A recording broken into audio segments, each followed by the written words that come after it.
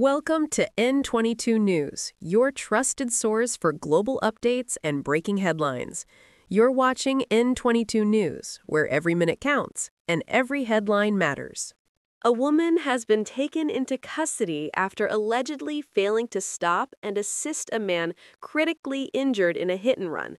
The incident has sparked renewed calls for road safety and accountability.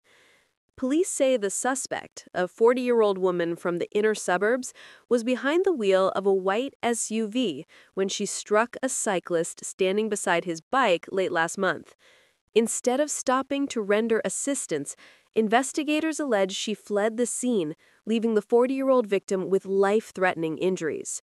Detectives spent nearly 4 weeks piecing together CCTV footage, witness accounts, and forensic evidence before making the arrest yesterday. The accused has now been charged with failing to stop and render assistance, a serious offense under Victorian road laws. She is expected to appear in court this afternoon. Road policing authorities say incidents like this highlight the devastating consequences of reckless driving.